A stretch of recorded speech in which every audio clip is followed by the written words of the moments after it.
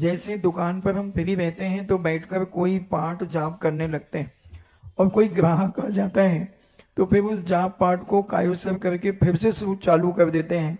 तो ऐसा करना उचित है या अनुचित है? इसको गणना में नहीं आएगा। मान लीजिए आपने 1.25 लाख माला का जाप लिया है, उन जापों को आप इस प्रकार खंडित नहीं कर सकते।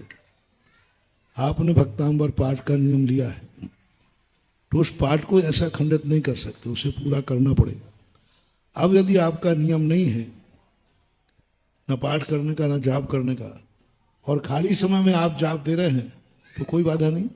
पवित्र पवित्रो वा सुस्तो दुस्तो विवा ध्यायेत पंच नमस्कारम सब पाप प्रणश्यते। बिना नियम के आप भक्तांबर बैठे बैठे क्या करें?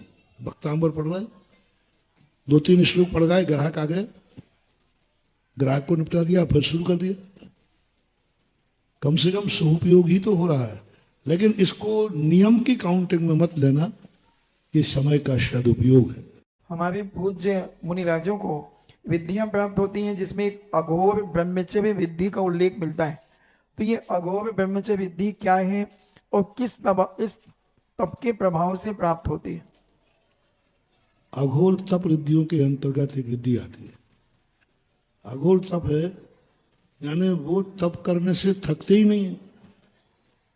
उनको किसी प्रकार एक तप कर लिया, दूसरा तप कर लिया, तीसरा तप कर लिया, कितने ही तप करते जाए, उनको कभी थकान नहीं होती।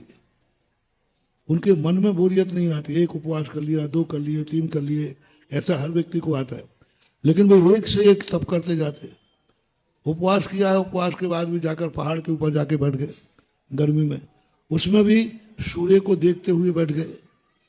प्रचंड दोपहरी है, 48 टेम्परेचर है, और सूर्य की तरफ बिना आंख झपकाए सूर्य की तरफ देख रहे हैं, और जैसा जैसा सूर्य घूमता जाएगा वैसे वैसे वे घूमते जाएंगे और आंख को टिमकार नहीं करेंगे।